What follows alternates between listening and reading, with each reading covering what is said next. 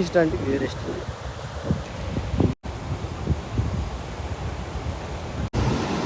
బంగాళాఖాతంలో ఏర్పడ్డ అల్పపీడన ధోని ప్రభావంతో 3 రోజుల నుంచి కురుస్తున్న వర్షాలకి మొత్తం తిరుమలలోని 7 కొండలు పూర్తిగా తడిసి గుద్దయ్యాయి.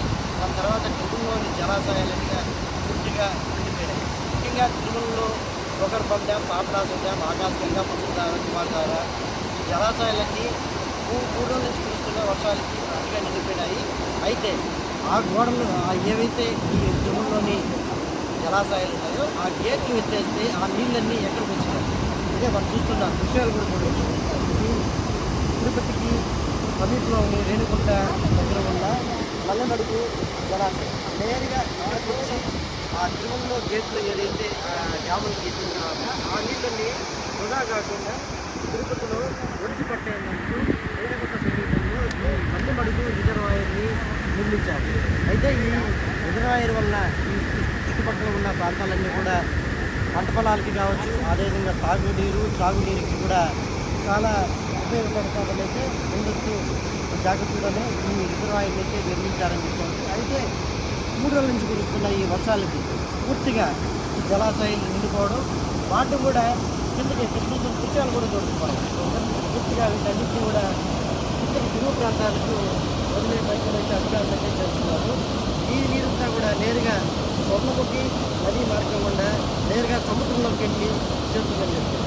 ఏదైనప్పటికీ 4 రోజుల నుంచి కురుస్తున్న ఈ భారీ వర్షాలతో ఇక ఉమ్మడి చిత్తూరు జిల్లా వ్యాప్తంగా ఉన్న జలాశయాలన్నీ పూర్తిగా నిండిపోవడమే కాకుండా మొత్తం చెరువులు కుంటలతో పూర్తి స్థాయిలో నిండిపోయాయి. వాటన్నింటినీ కూడా అధికారులు ఏదైతే జలాశయాలు ఉన్నాయో అదేవిధంగా జిల్లా యంత్రాంగం అంతా కూడా ప్రతి ఒక్క కలవస్తున్నా కూడా ప్రతి ఒక్కరిని తెలుగు రాష్ట్రంలో ఉండే ప్రజలందరూ కూడా అప్రమత్తం చేస్తూ వచ్చారు. ఎందుకంటే ఈ ముందు కూడా ఈ కాలం అమ్మడి ఎవరైతే ఉంటారో వాళ్ళందరినీ కూడా జాగ్రత్తగా ఉండాలని చెప్పేసి జిల్లా కలెక్టర్ దృష్టికి అధికారులకి అయితే ఆదేశించాలని చెప్పవచ్చు. ఏదేమైనప్పటికీ 3 రోజుల నుంచి కురుస్తున్న ఈ భారీ వర్షాలకు మాత్రం ఉమ్మడి చిత్తూరు జిల్లా వ్యాప్తంగా కాకుండా తమిళనాడు వ్యాప్తంగా కూడా భారీ వర్షాలు కురుస్తున్నాయి. తమిళనాడులోని చాలా వరకు కాలనీలు కూడా పూర్తిగా నీట మునిగినాయి.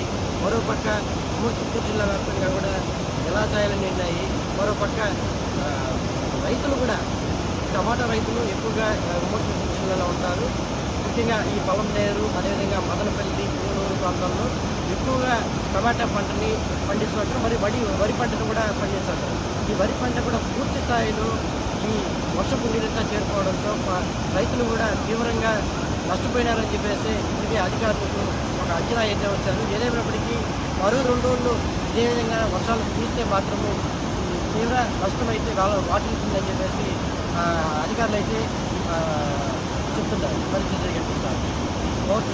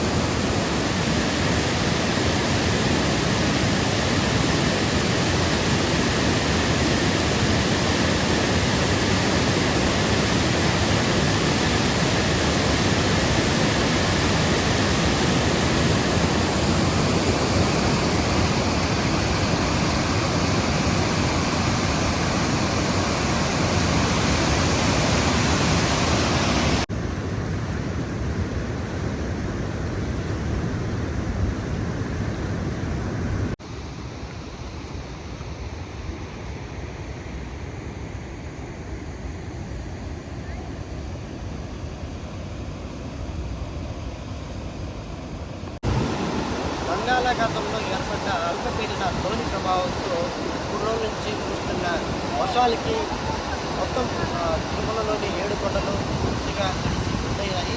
దాని తర్వాత తిరుమలలోని జలాశయాలన్నీ పూర్తిగా నిండిపోయాయి. ముఖ్యంగా తిరుమలలో భోగర్భం డ్యామ్, పాపనాశం డ్యామ్, ఆకాశగంగా, పుష్కరాధార, కుమారధార ఈ జలాశయాలన్నీ 3 రోజుల నుంచి కురుస్తున్న వర్షాలకి పూర్తిగా నిండిపోయినాయి. అయితే ఆ గోడలు ఏవైతే ఈ తిరుమలలోని జలాశయాలు ఉన్నాయో ఆ గేట్లు ఎత్తేస్తే ఆ నీళ్ళన్నీ ఎక్కడికి వచ్చినాయి? ఇదే మనం చూస్తున్న దృశ్యాలు కూడా చూడవచ్చు.